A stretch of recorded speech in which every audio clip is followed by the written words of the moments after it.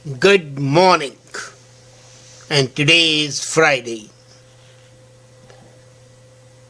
and today is a day when we are going to spend next 3 days with our families, with our friends, and in social gatherings. This is a time to ruminate, and today I'm going to talk about something which at the beginning might seem to be a bit jarring, but is reality of life. Try to be angry. People who say don't be angry are trying to denigrate the essential human. It is your right to be angry at something wrong. It is right to be angry when your basic principles are violated. It is your right to be angry when you say injustice, when you say impolite behavior, when you say degradation of humankind. But before being angry, it's important to know why you are angry and what sort your anger is going to be. What is the type of your anger? Anger for the sake of anger? Anger for a reality? Reality of insult or degradation? Or is it an anger which is meant to make the other person or a group better? So most important thing is to differentiate between the type of anger and then be angry.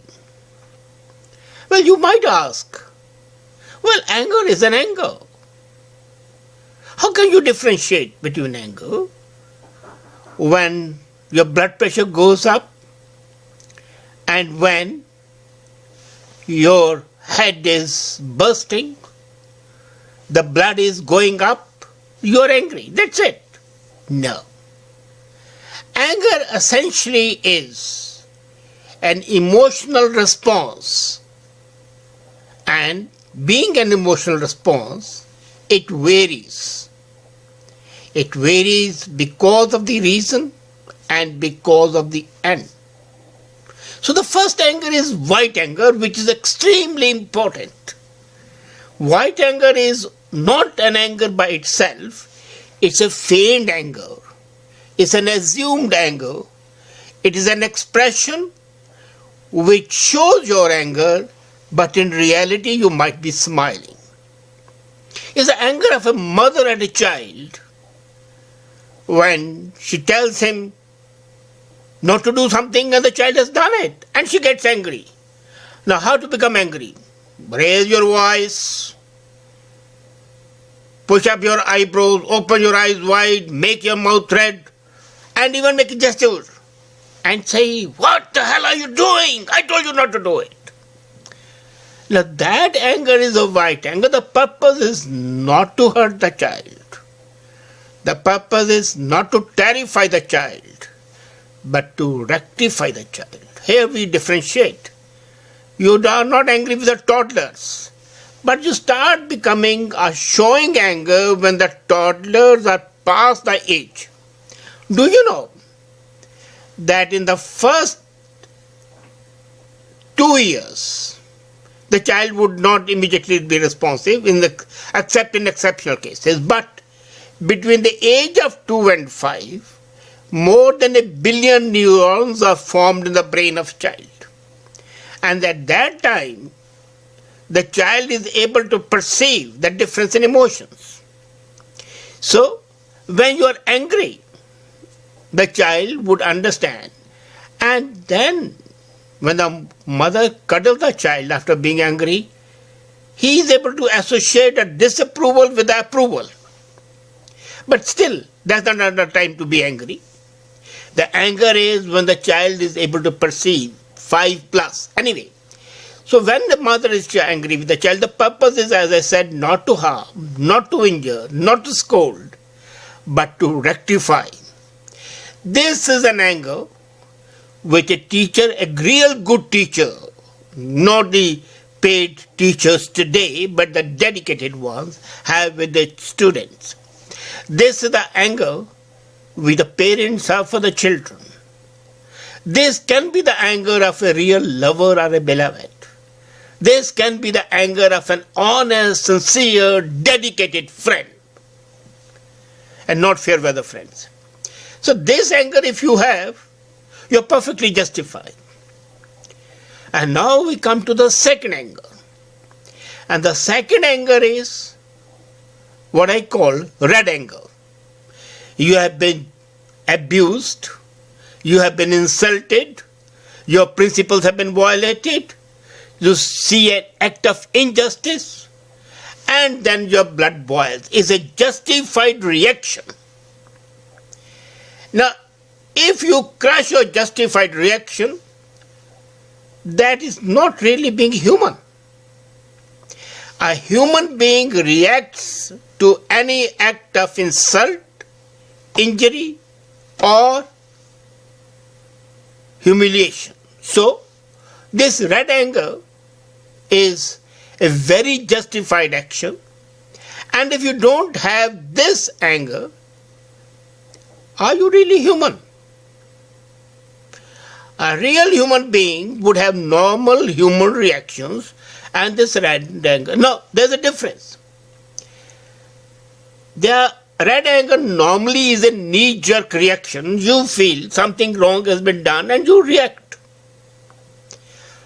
And the proper thing to do after this red anger bout is to recollect the whole thing, to place yourself in the same situation, and then think, was the insult and hurt really there, or was it only perceived by you? When you replay it, your emotions are somewhat calmed.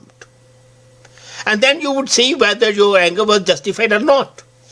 And in case it's not justified, it's your responsibility to apologize and feel sorry. The apology doesn't demean you at that time because the original reaction was spontaneous and a reactive action on your behalf as a human being. Now, normally it is said you count up to 10 before you burst. People rarely do it. That's a very good suggestion because that helps you calm your mind and you don't have to apologize further. But in case you have done it, there's no harm in rethinking it, then apologizing it, and the matter smooths over. But not reacting only shows that you have deadened your sense of response and you have no value for either for your principles or for your opinions. So red anger is justified provided it is really needed, provided it's not a just knee-jerk reaction. And that's why either you think before reacting, give some pause. Somebody has abused you, give a pause. And then either ignore it or react. And if you feel that it was an instant reaction and you did not mean it, go and apologize. That's it. And now is the most important part, the third anger, the superlative degree, which I call the black anger. It's a vicious anger. It's an anger for the sake of anger. It makes you muddled. It makes you almost act like a lunatic. It is not for a purpose, it is because you are angry, because your emotions are not in a proper balance. It makes you boil, it makes you waddle, it makes you go berserk. And this is the anger which you have got to avoid. This is an anger which consumes you. It's vindictive and it's vicious. This is an anger without any raison d'etre, without any cause, without any justifiable reason, that is making you not a human being, but taking away your basic human attitude. You would again say that this is also a basic human reaction. People can be of any nature, yes. But when we talk of the human nature, we talk an average person. An average person would like his children to improve. So he indulges in white anger. An average person reacts when his principles are violated. So the red anger. But anger for the sake of anger is like jealousy. You are jealous of a person, and even, it has happened that you are jealous of a person. For reason or without reason is immaterial. And that person is present, you get angry. How stupid. So that's why I said that first identify the type of anger that you are suffering from. The first one is excellent, should be there. The second one is normal, should be there, but it should be either philosophized, thought over, either before the reaction or after the reaction. But the third type must be avoided, because that anger doesn't harm anybody else except yourself. As I said, it's a self-consuming process. And when you are involved in something which is going to consume your psyche, it may not kill you physically, but it's slowly and surely killing your brain and your thought process. By brain, I don't mean the actual brain, I mean your thought process. When you are really angry, your thought process comes to an end. And that is something which is to be avoided at all costs. Similarly, when your religious teachers tell you don't be angry, they are telling you essentially don't be a human being. Anger is an essential attribute of an human being. You speak out. It's like a pressure cooker. When the steam is not allowed to escape, the pressure cooker would burst. Similarly, when a person doesn't become angry, what would happen? He would become a deranged human being. He would become abnormal. He might even go mad. The abnormality can go to that extent. He might become psychotic. Now, can you want, or do you want to be psychotic? No. So it's a normal human being. I have no grudge against the religious teachers who tell you don't be angry. Why not be angry? Why not be angry? My question is, it acts like a purgative. You are suffering from constipation, you take a laxative and you feel relieved.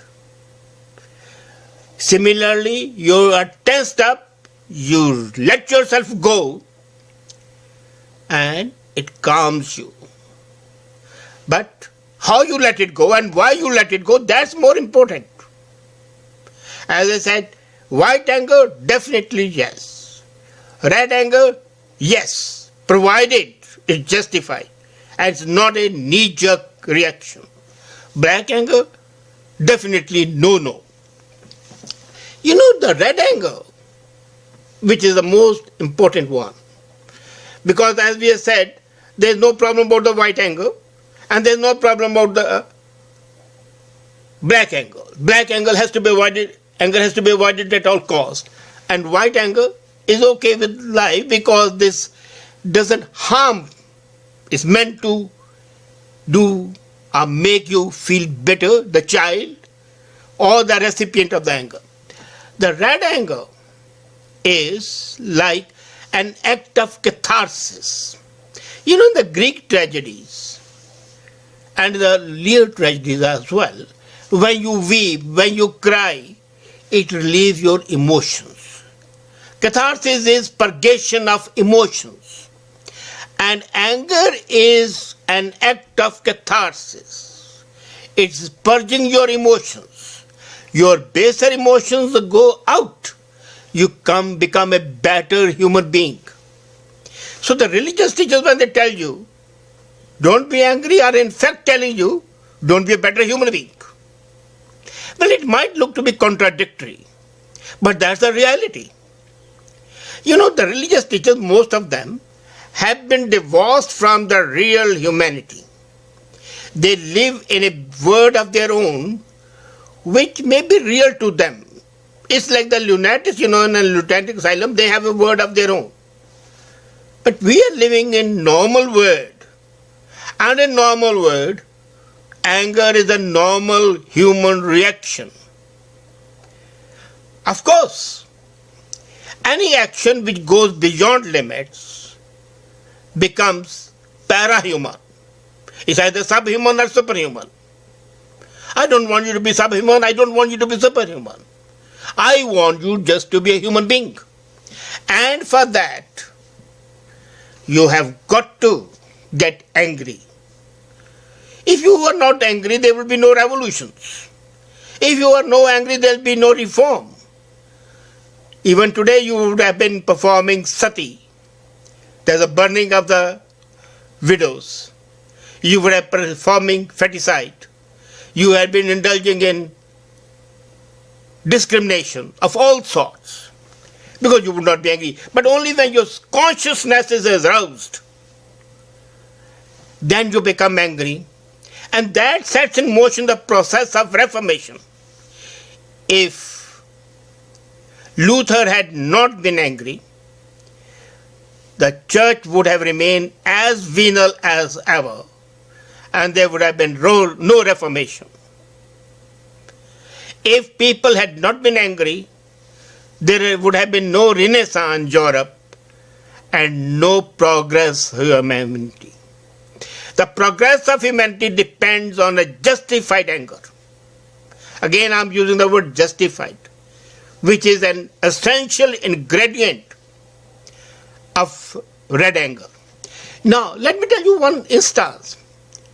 I was sitting in my office and an employee was hauled up before me and I was angry like anything, and the employee practically was shitting in his pants. So I sent him out after giving him a fine, and the next came and I was laughing. And I said to her, sir, how is it possible that in 1 second you changed from anger to pleasant person? I said, simple. My anger was not with the person but with this action. And when the action has been redressed, the anger has no place. Similarly, my good humor at present is not with the person but is with the action. Every human being's action would revoke a different sort of a reaction. But that should not become a permanent feature. You are angry with a person for one reason. Once you have expressed that anger, move on. So be angry and move on. Be angry, think whether it's justified or not. If it's justified, move on. If it's not justified, apologize and move on. Let anger not bind you. Let it not be the leg irons. Let it not be the fetters. Let it not be the chains. Let it be the releasing agent. And in case it's the releasing agent, you would have no pain. A justified anger is the hallmark of a person who is honest, who has integrity, who has some values of life and some principles. A man who has no principles has nothing to be angry about because nothing would be violated. It's only people of high principles who are angry. Others can have black anger, and that is being vicious. Black anger is like the yelping of a mad dog, while the red anger is like the yelping of a domesticated guard dog. So be a guard of your values, guard of your emotions, guard of your capabilities, and guard of your friends and families. Be angry, not of the black type. Be angry if you have reason to be angry. Now again, that's very important. Justifiable, reasonable anger is human, and you have every right to be angry if there is a reason to be. Think about it. Let this weekend become you a controlled, angry person. That is the way out to live. Thank you.